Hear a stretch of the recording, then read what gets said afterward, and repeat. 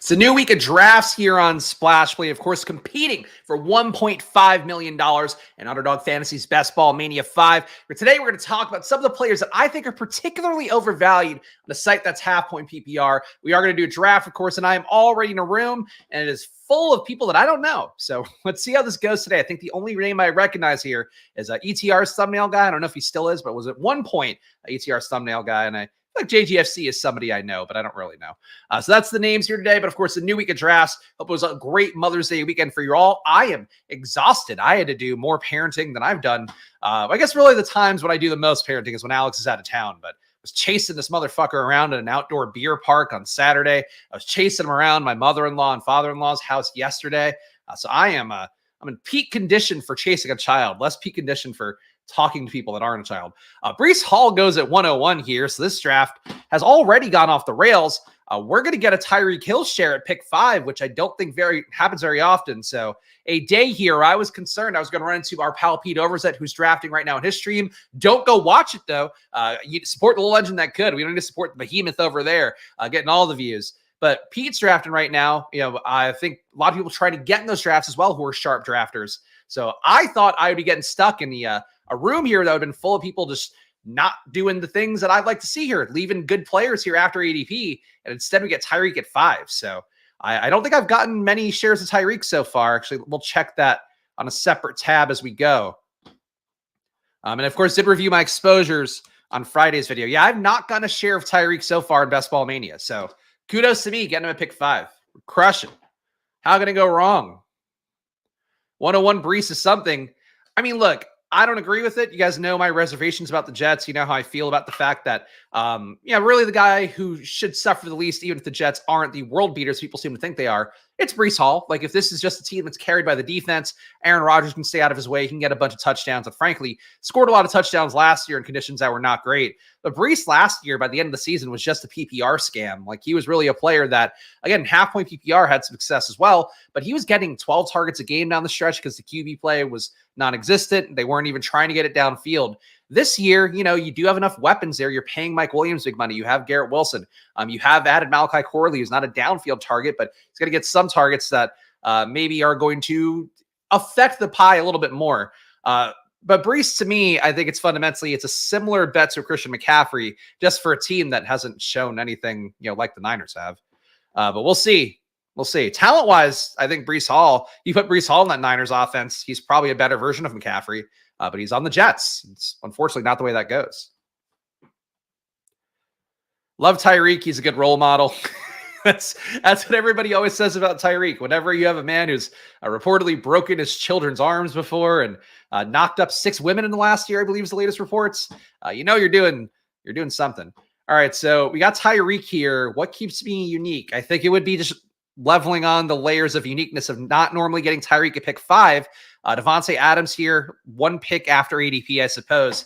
He'll be my next pick. So the bad news, we're putting together the all-stars of 2019, 2018. The good news is that these receivers, to me, is a hell of a duo to be opening up with. So Tyreek and Devontae Adams is a start. We'll see what we do.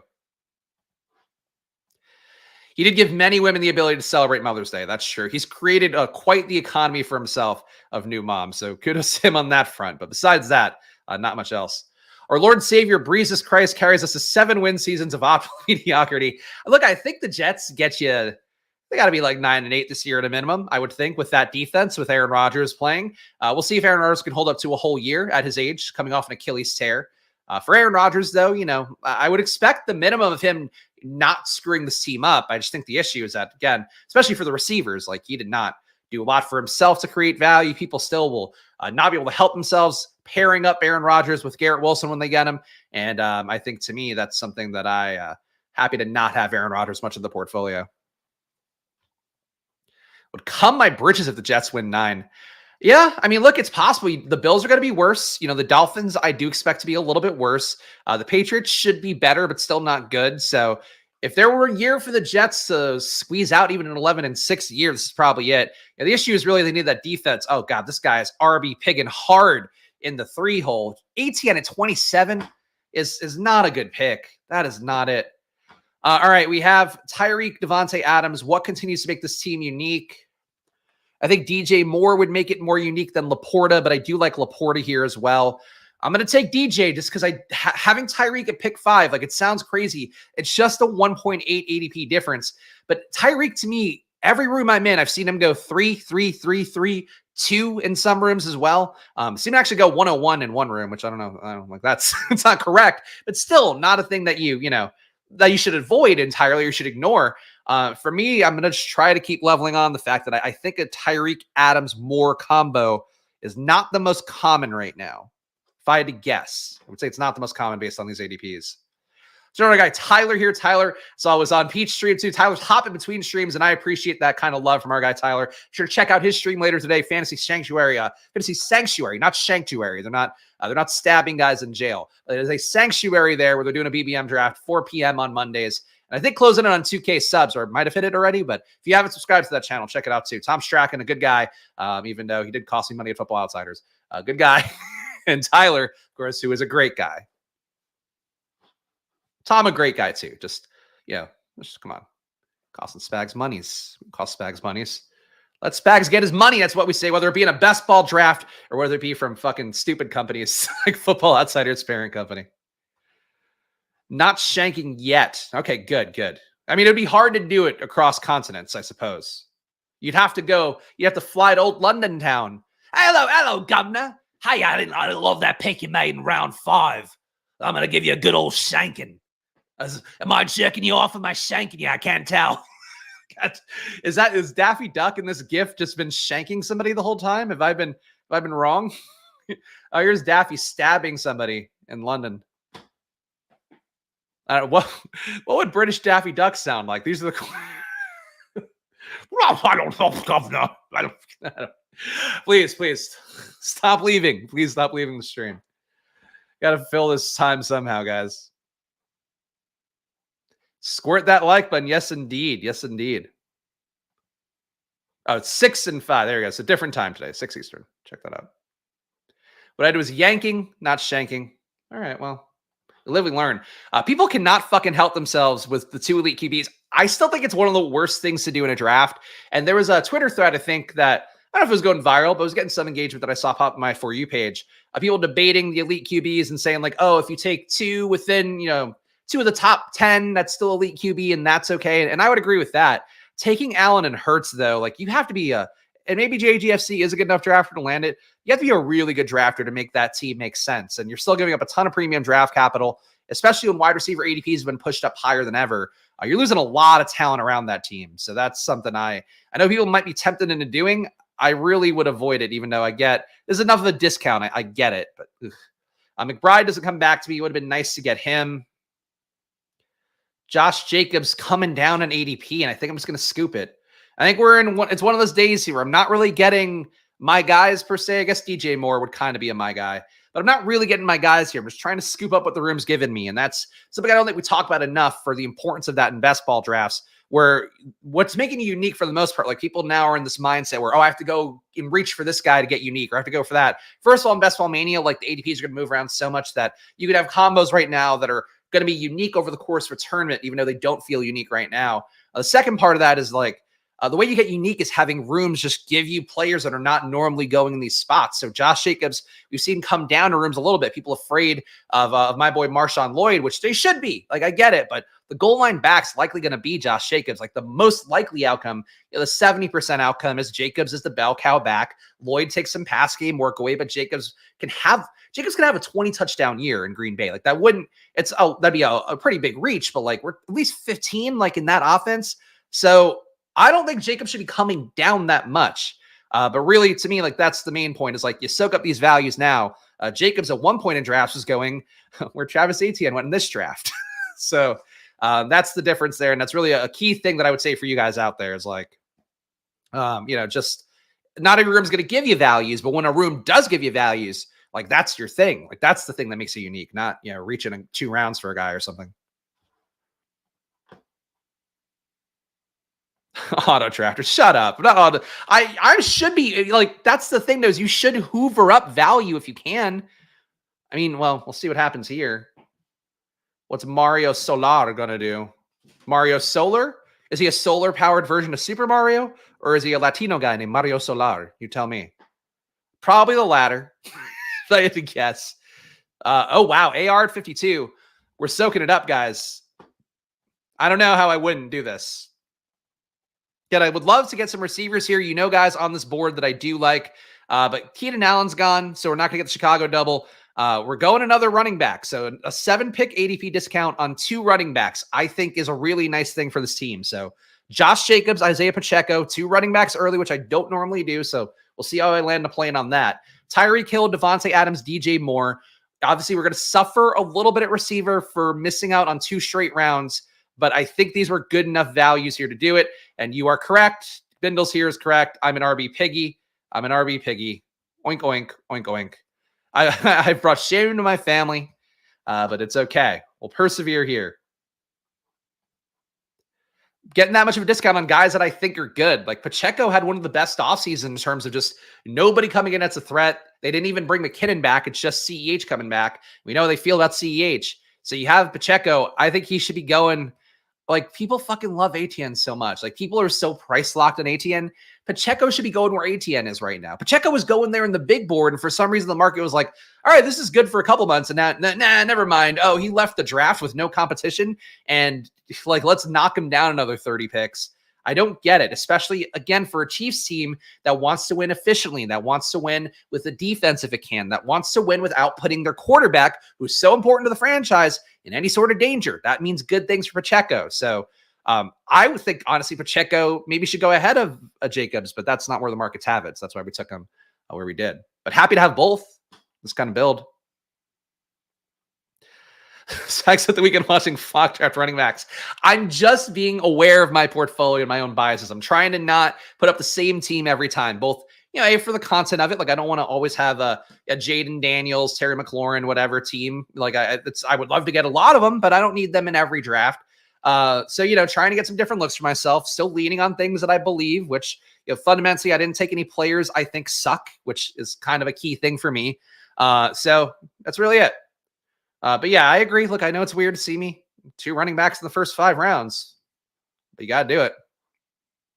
I feel like Pacheco will get pushed up to the 3-4 turn by the end of the summer once the casuals start drafting. I mean, he should be getting pushed there now. I don't get it at all. I really don't.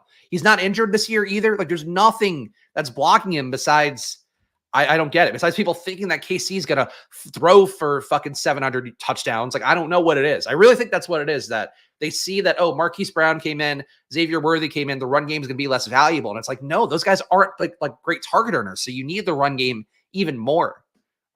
Man, Pacheco is like legitimately to me a round and a half undervalued. Doesn't mean I would take him all the time there because I want to get receivers, but he's probably about a round and a half undervalued. Teams looking more high T than ever. I've taken the likes of Derrick Henry and Najee for the first time in my life. Yeah, I took Derrick Henry in a draft the other day, and he was like my hero back, and I don't mind it at all. All right, it's 0-2-3-0. We could take a big swing here on a Ladd or Keon Coleman. I think are better picks. I don't mind Calvin Ridley, but I don't need to soak up another older player at this point. Ladd, I just don't see it with Ladd. I think Keon's the one who should have a higher ADP.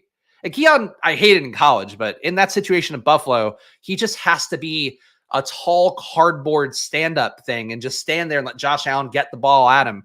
And yeah, he's going to drop some balls. He's going to make some plays that are not the most pretty.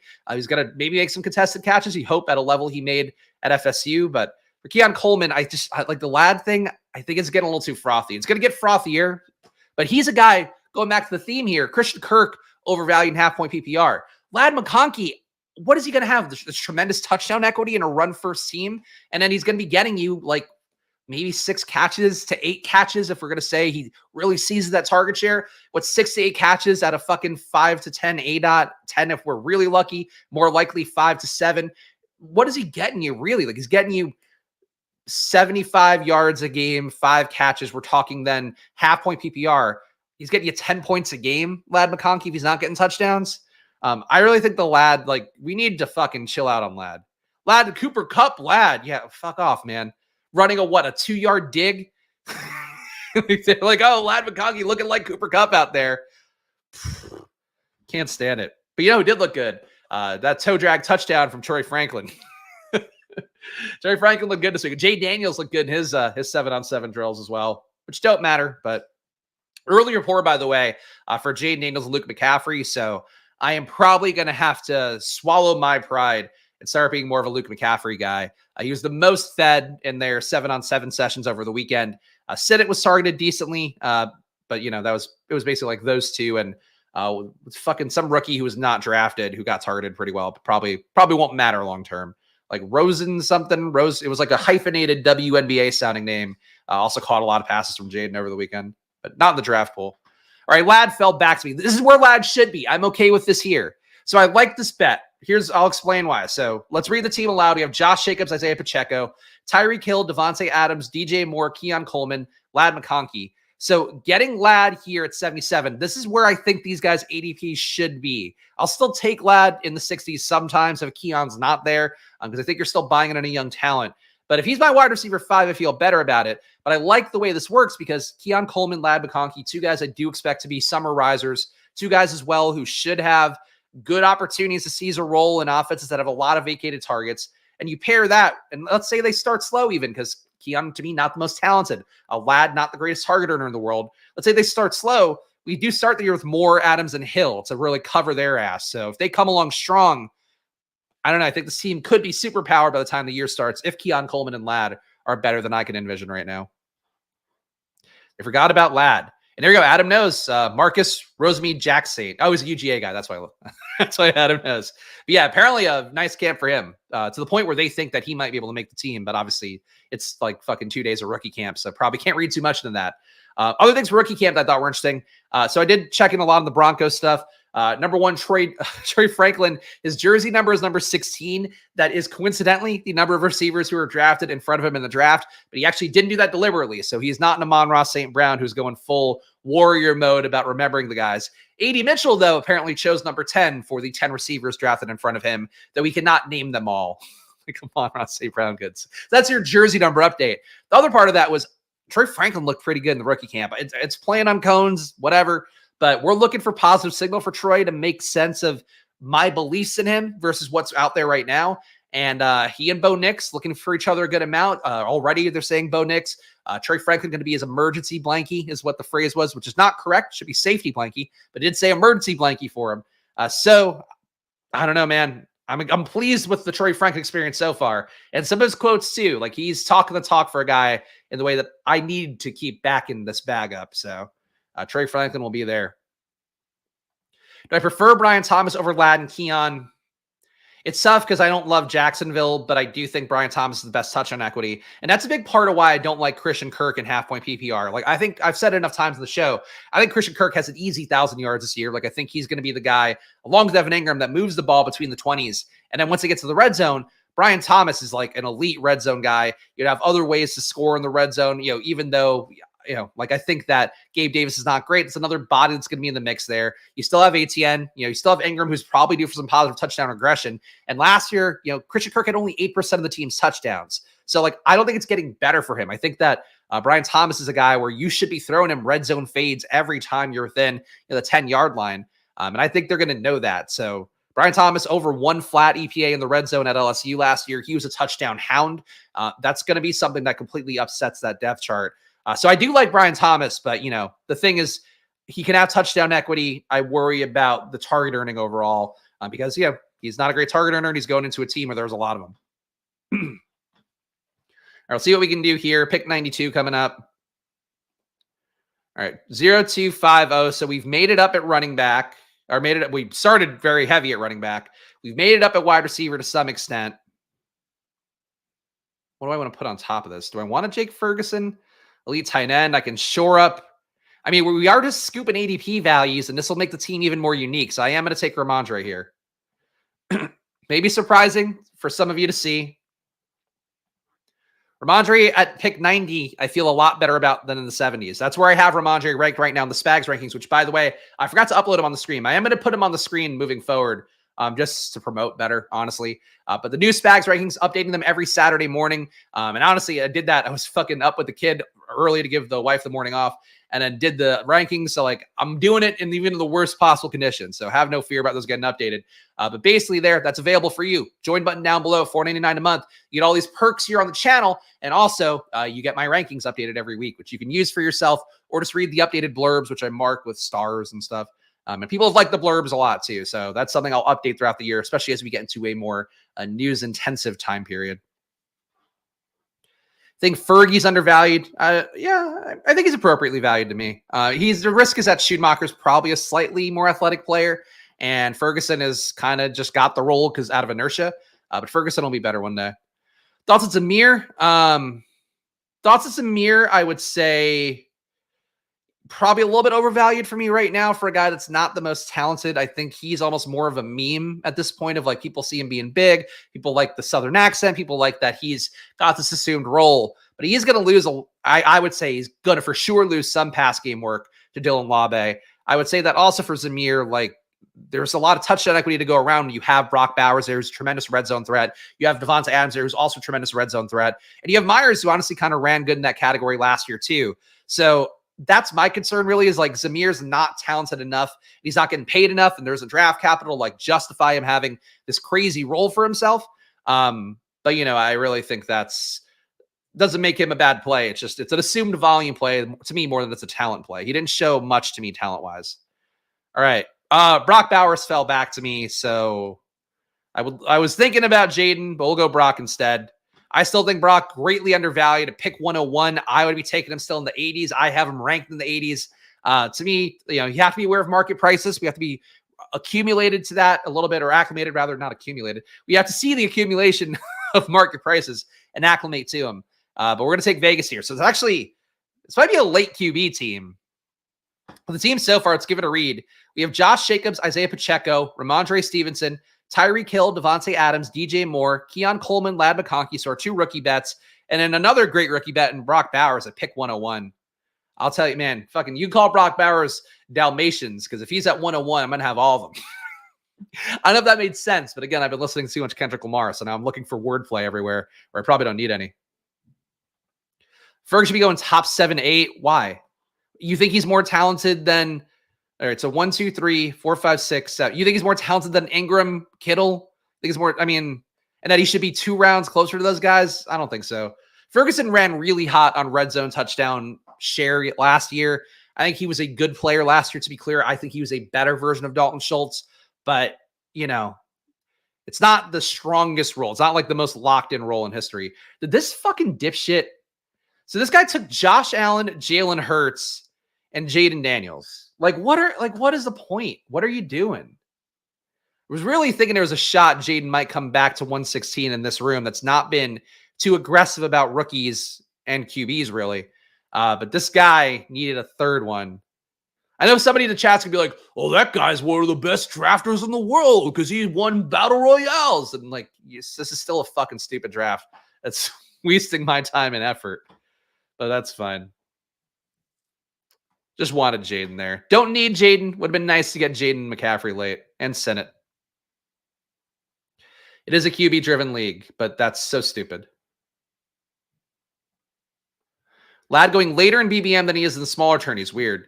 He's still got the late 60s ADP, but I don't know. I don't know why. It could be a thing with, I guess it depends what the dollars are for the tournaments that Tyler's talking about. But maybe there's a little bit of a sharper thing, like there's sharper ownership and, higher dollar DFS tournaments, maybe. So compared to the puppy, I would expect the puppy to have the least sharp ownership, or I guess the puppy / the fucking Schnauzer or whatever bullshit they do, the 20 max ones, like those probably the least sharp ownership. Then I would expect BBM to have the second most sharp ownership, and then I would expect / ADPs, and then for like the big dog or whatever, I'd expect it to have the most sharp ADPs, and the equivalent would be the ownership in like a high dollar tournament in DFS, where generally that ownership tends to be the most efficient. Bet JA rushes for more TDs than Kincaid catches in the red area. Maybe. Kincaid was a pretty good red zone target last year. But it's possible. They definitely... It depends what Ray Davis does, really. 0-3-5-1 here. Ugh. Tua at ADP. Is there where's the Waddle drafter? Okay, the Waddle guy's in the 1 hole. So I'm going to take Tua here. I can't trust the Waddle guy to not take Tua. I fucking hate Tua. You guys know that. But we need a QB here. And I think Tua, I kind of want Tua in a 3 QB build, honestly. I just don't believe he has the ability to win a Week 17 against Josh Allen, against Lamar, against those guys. We've talked about that enough overall. I hate Tua at ADP. Really hate taking him. But you take Tyreek, you can make that bet. Yeah, so this guy here, the guy in the 1 hole had Jalen Waddle, so that's why I took Tua at 116 for what it's worth.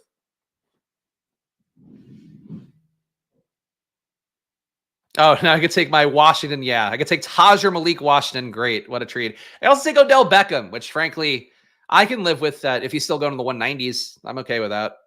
If you have Tua. And I think the more appealing one would be Jonnu Smith for me. But we'll see.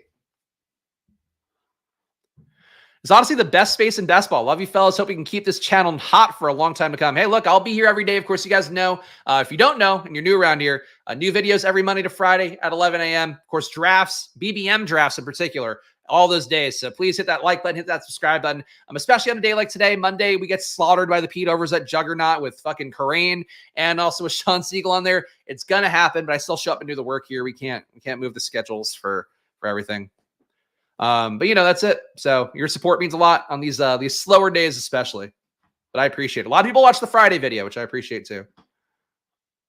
John ADP doesn't make sense. I agree. I mean, look, I took Durham Smythe last year. I didn't enjoy the experience, but at the very worst, he's like a Durham Smythe that's going to do something with the 1 to 3 targets you'll get in a game. So I'm perfectly happy to do that. All right, oof. So I took 1 QB I don't like. Do we take a second QB I don't like? Just to get that over with.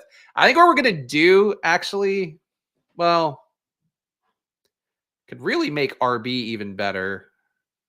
Maybe end RB. I'm going to take Josh Palmer and see if we can force Herbert all the way back. Knowing how this room has gone, JGFC will go, my 2 mobile QBs and Jaden Daniels as well, rookie mobile QB, they're not enough. I need Justin Herbert as well. But what would make somebody take Herbert at this point, besides just being dead at QB, I guess? Like a Bill Huff here who's got 0 QBs. Maybe he would take him, and then you try to add Quentin Johnston, something. But if somebody takes Ladd and Josh Palmer, I don't know why you'd ever take Justin Herbert personally. Love that move for Palmer. I mean, look, I think if you're going to try to block people from taking Herbert, taking Ladd and taking Palmer would be the move. So we'll see. I kind of think that Ladd and Palmer can be duplicative. It just really depends on what this offense is.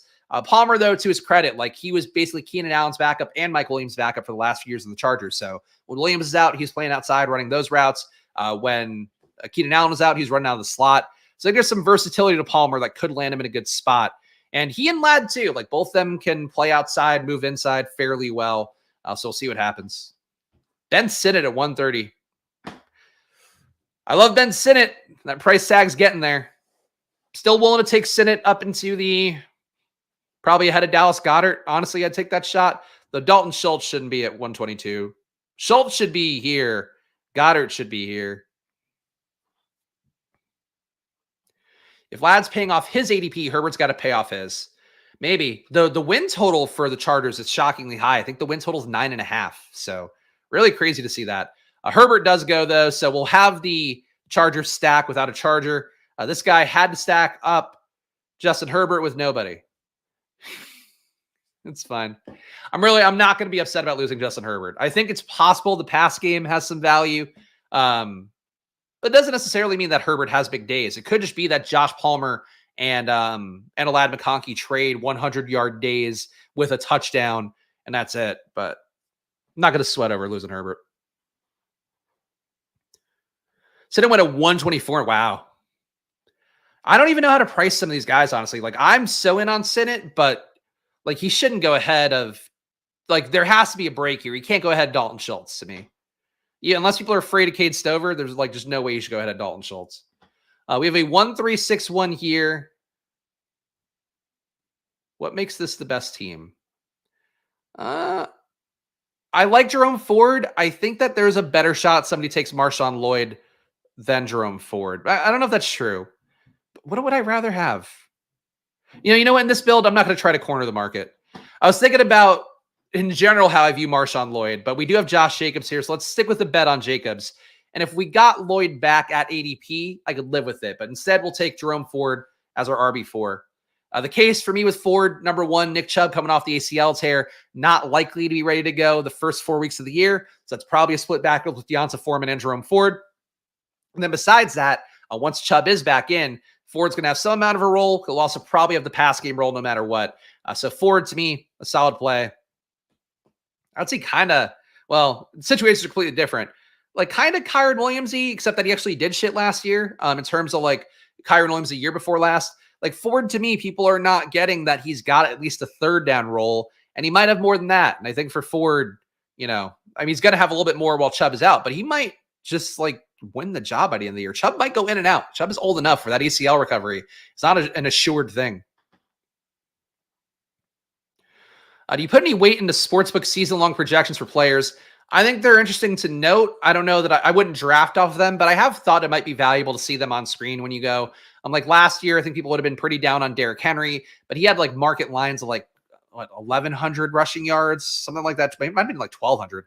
He had like really high market lines that showed a confidence that were not there in terms of the early Derrick Henry ADPs. Stuff like that I do find kind of interesting. Rookies too, where it's like, oh, there's 1,000-yard projections on the markets for Marvin Harrison Jr., a little bit lower, I think, for him, a little bit lower for Malik Neighbors, but close enough to 1,000 yards that it could probably get bet up to 1,000. I think those are interesting to note. But yeah, like you shouldn't draft off them or anything. I wouldn't go out of my way to look at them, but when you see them, it's like, oh, okay.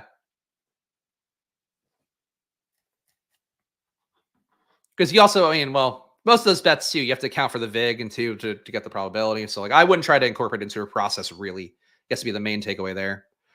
All right, so we could corner the Green Bay backfield, which I think is interesting. We do need to get more at receiver. Quentin Johnston, probably not it for me.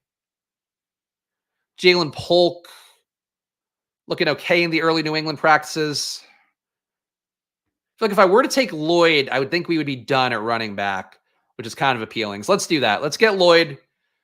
Both Green Bay backs, I think they scored differently. I fundamentally don't love taking backs from the same backfield, as you guys know if you watch Flash Play regularly, just because I think it's stronger to make a bet on one guy winning the backfield, seizing more touchdowns, things like that.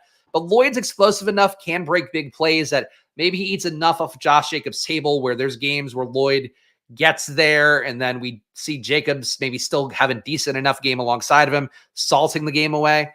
So we'll take that bet. Let's give this team a read here. Running back, we have Tua Tagovailoa, Josh Jacobs, Isaiah Pacheco, Ramondre Stevenson, Jerome Ford, Marshawn Lloyd, Tyreek Hill, Devontae Adams, DJ Moore, Keon Coleman, Ladd McConkey, Josh Palmer. So we have the bet on the Chargers, got sniped on Herbert, but again, a stack without the QB if you don't think the QB is high scoring. And Herbert in a Kellen Moore offense wasn't high scoring last year. So what's he going to do in this offense? We'll find out.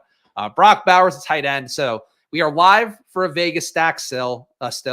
We are live for creating a new stack, I guess. That's basically where we are right now while we wait these picks on the turn. Justin Herbert guy gets Quentin Johnston. Not a bad ADP for Quentin Johnston at this point. Quentin Johnston, though, coming down a little bit because of DJ Chark being added, if I had to guess. I would also say, in general, this round in running back, really this grouping, I like this group a lot. So you have some running back by committee. We have seen McCarthy talk about Ezekiel Elliott, Rico Dowdle, that group there. I guess Deuce Vaughn technically as well. Royce Freeman, if he stays on the roster, it's going to be a running back by committee there. But I still think the bet is on Zeke getting goal line work, so I like him there. Jalen Wright, I think that's taking him too high. Charbonnet, ambiguous backfield, can win that. Ford, we talked about the case for. Rico Dowdle, same thing, running back by committee. You can make the bet on Zeke. You can make the bet on Rico Dowdle if you don't get Zeke. That's how I would play that.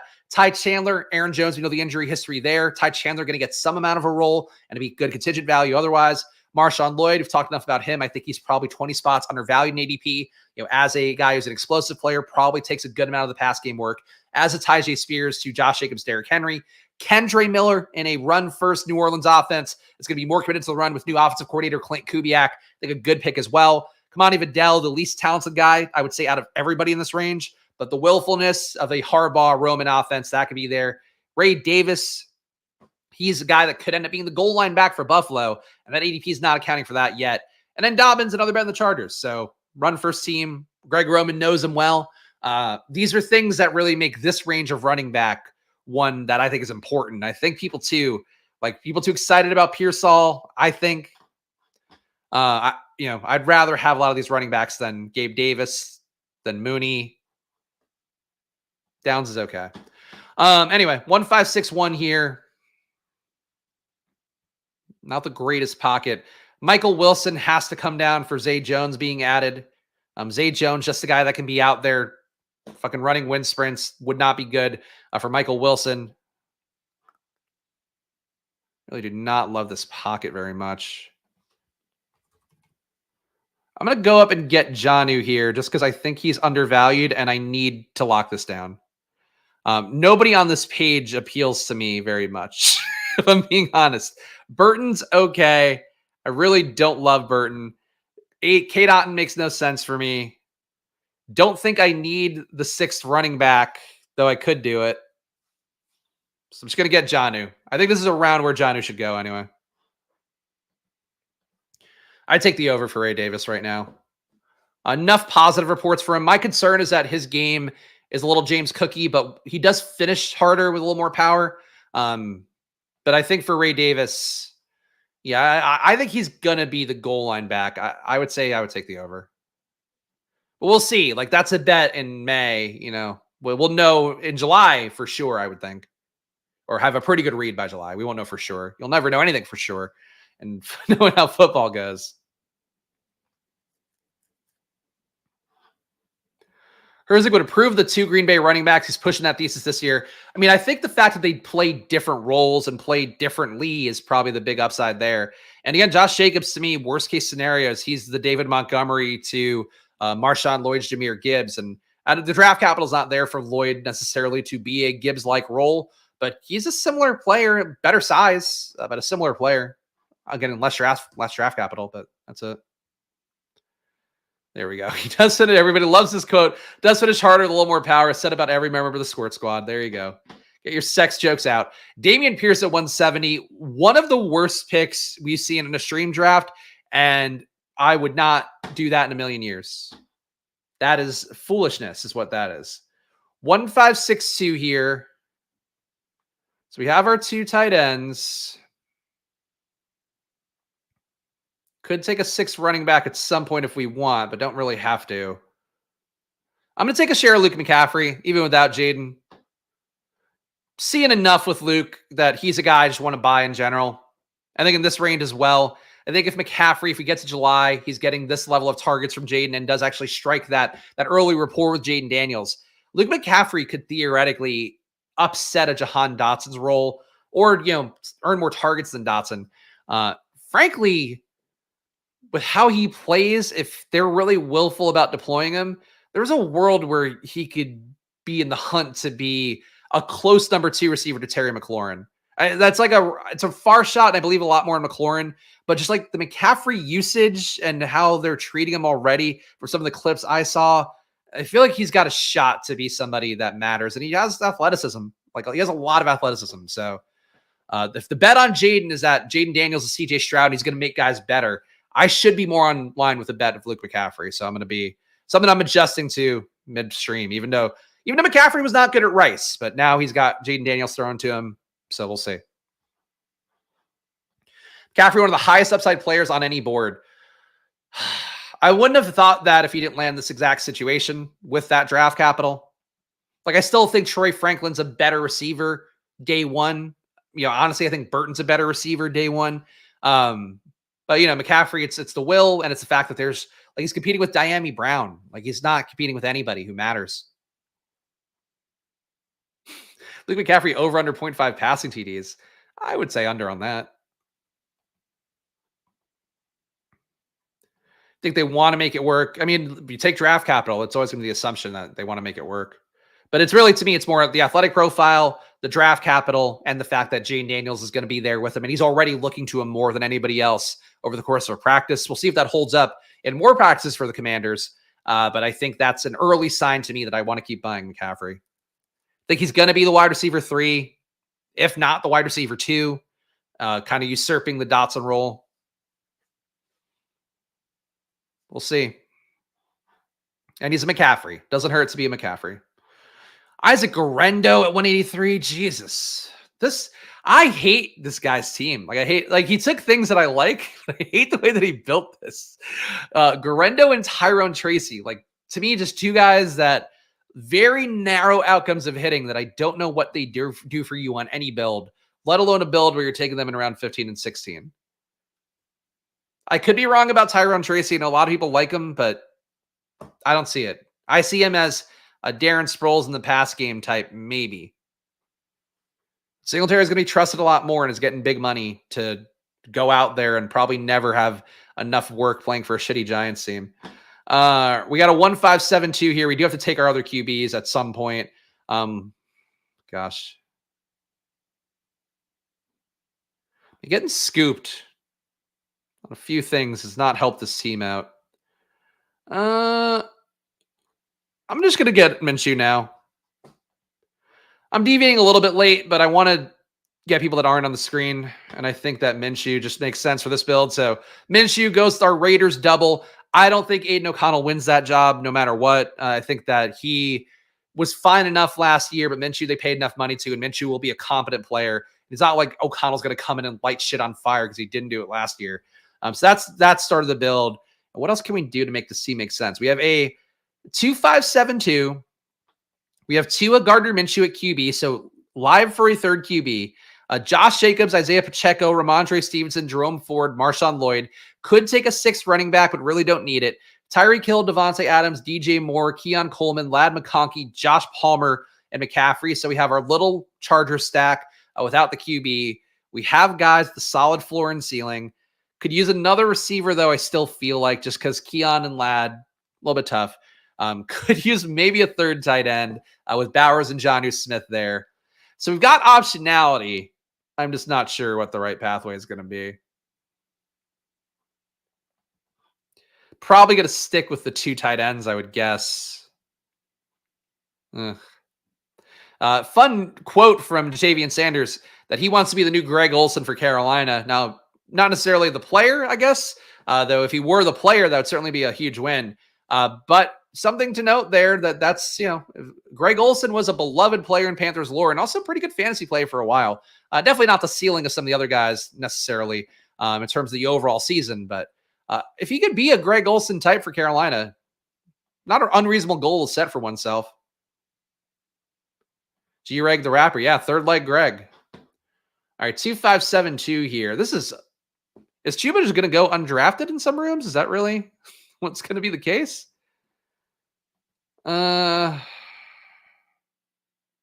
Gosh. Really, just nothing I love here. I'm going to take the third tight end before the third QB. Going to take Noah Fant here. Think when you have a tight end 2 that you're maybe not the most confident in, let alone a tight end 1 and a tight end 2. I'm confident in Brock Bowers, but Jonnu, I just think the workload's not going to be there every week. I think he's a ceiling play more than a floor play. Noah Fant, I think, rounds this out pretty well, where Noah Fant will give me some 10-point games when we're looking busto, which is okay at this point in the draft. David Sanders said, you know what? I mean, at least 30. Okay. 30 extra 5 minutes. Got it. Caffrey took the route everyone said Lamar was going to have to take. Interesting. Yeah, and McCaffrey, the thing with McCaffrey, to close the loop on that, I just wanted to see him be a killer at Rice. Who had a nice quote actually over the weekend? Brendan Rice at the Chargers camp, talking about how he's going to earn his way up, and he's got a big chip on his shoulder. And his dad, Jerry Rice, has a really big chip on his shoulder too about this. I'm not saying that to perhaps spoil a pick I could take here, because I still think I'd prefer to maybe take a stab at a QB3. But I think Brendan Rice, I don't want to take him in every draft like I was doing on the big board in the 20th round, but I would take a few in the 18th round. I think he can get there. He's got to beat out DJ Chark.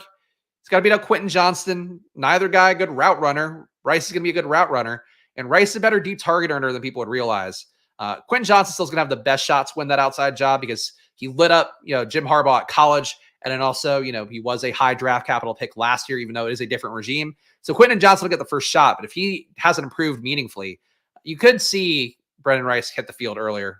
And I hope he does. I really hope he does. Interesting pick. Yeah. Drake May, the quote of the weekend, I think got treated fairly damning about Gerard Mayo saying Drake May's got a lot to work on. I still don't think that he starts necessarily early on, but I think it's just one of these, it's hard coaching right now more than anything. It's hard to build a team. Like Drake May can't be your second QB in a 2 QB build, but I would say a 3 QB build, Drake May can make a little bit more sense. So that was actually my thought, but we'll see what these guys before me do. Because I'm sure somebody here wouldn't mind taking 18th round Drake May. I know Pat Kerrane was very bullish on Drake May in general and some of his content he's done for Legendary Upside. So we'll see. I think Drake May, it'd be foolish for the Patriots not to start him just because of what rookie contracts are and the fact that the Patriots aren't going to win that division no matter what, even if Jacoby Brissett is perfectly fine. So I think that for them, they should see what Drake May could do week 1, but they're probably not going to. McCaffrey situation was weird. Hard to learn a new position. His QB was JT Daniels. He was playing on one leg with one arm and 18. Yeah, I mean, I've seen JT Daniels play, and he wasn't that good before all the injuries either, unfortunately. Great hype coming in. Great name. Really thought he'd be one of those QBs that would add to the USC lore, and instead, journeyman. Is he still in college? is he in for another year? I feel like he's been playing now for 10 years, but I thought I saw something about him being in the transfer portal or something. I did not follow that closely, obviously, until we have to prepare for NFL draft stuff. Anything besides USC. And I don't know how USC is going to go this year. We'll see. This should be around the time that we start to get better as a team for my alma mater. Of course, why this USC blanket is behind me. But I really worry that the QB play is not going to be the best.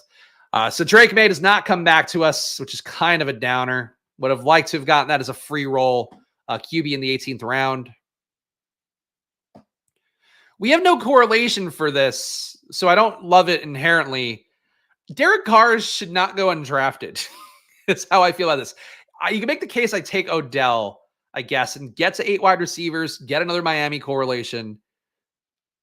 That would work. But with the QB play here, I think I need Derek Carr's points more. I'm taking Derek Carr. I think I need the points from Carr with a Tua Gardner Minshew team, which is not, you guys know I'd like to build nice QB rooms. This is not my most beautiful QB room, but the team works. So this will be it. Again, the case can be made to take Odell here. I think either would have been equally correct. But Tua, Gardner Minshew, Derek Carr to give me some points at QB. Derek Carr is tethered to that New Orleans offense and also took a lot of his work back away from Taysom Hill as the season went on, which is something that nobody talks about in the industry. It does matter a lot for the signal for Derek Carr. I think people are afraid of Spencer Rattler coming in. Spencer Rattler cannot play year 1. Josh Jacobs, Isaiah Pacheco, Ramondre Stevenson, Jerome Ford, Marshawn Lloyd at running back. So we have both Green Bay guys, hopefully different roles. Some early running back capital, especially by my standards. We took that with Josh Jacobs and Pacheco. Big discounts at ADP with these top 3 especially. But really, every running back was a discount. So unique build there. Tyreek Hill, Devontae Adams, DJ Moore, Keon Coleman, Ladd McConkey, Josh Palmer, and Luke McCaffrey. So we got Charger stacks without Herbert and some top-tier receivers, as well as rookies that I expect to rise throughout June and July and August. And then Brock Bowers, Jonnu Smith, and Noah Fant. That is the team here. So an interesting team. Again, not the usual suspects that I go to, but still a team that's built the way that we have to build things. So I feel pretty good about that. So I'll stat there. Ray Davis, born in 1999, will be the last player the Bills ever draft born in the year, starting with 1. Maybe the last one. He is old. He is old. I didn't realize he was born in 99 because he's 24 right now, right? So he's going to be 25 by the time the season starts. That's brutal. So hoping to get in the draft. Well, you know what? You get a new shot tomorrow, guys, because I'll be back streaming once again at 11 a.m. So please do subscribe down below, hit the like button, leave a comment. Of course, all those things help me out here as a solo proprietor of a YouTube channel. Fortunately, I have to fight off all the big dogs out there, the companies as well that put money towards the stuff. So help me out here. Keep me ahead of the YouTube algorithm by hitting the like button, leaving a comment, all of that. And of course, subscribe for new drafts Monday to Friday, 11 a.m. Last call here. So probably 7-day free trial, probably. But we are going to do the giveaway of a guest hosting spot, and I haven't promoted it well enough this week. So Get it in right now. Check the pinned comment. If you go to Probably on the App Store, leave 5 stars and a review. If you do that, you'll be entered to win a guest hosting spot for Splash Play coming up this month. So I'm going to do that drawing on let's do it on Friday. So I'll do the drawing on Friday, the new guest hosting spot coming up. Check out Probably on the App Store. If you want to save 50% right now on the best sports betting data in the business, you can use Probably for yourself. 50% off at probably.com/subscribe with the promo code SPLASH. Underdog, $250 in bonus cash. I always want to say boner cash every time. In bonus cash on Underdog. Get up to $250 by using the promo code SPLASH on there. You also get a mystery pick'em if you're a new sign-up, so check that out. And Stochastic too, DFS tools. Been seeing some people checking out the affiliate thing. And this is the only promo they have going right now. So if you want to save money on DFS tools, whether it be MLB, PGA, NBA playoffs, which they've been crushing at. I think my former boss, Tom, over there, I think he won like 100K over the weekend. So their tools are working really well. So check that out at Stochastic, 15% off with the promo code SPLASH on there. And shout out to all these fine folks that helped me put on this video. You too can make this list and get the Spags rankings, more premium content as well. Join button down below, $49 a month. Woo! Gamble responsibly. Follow me at Chris Spags. Follow the show at Splash Play Pod. I'll be back tomorrow with more, guys. So hey, enjoy your days and good luck. Bye-bye.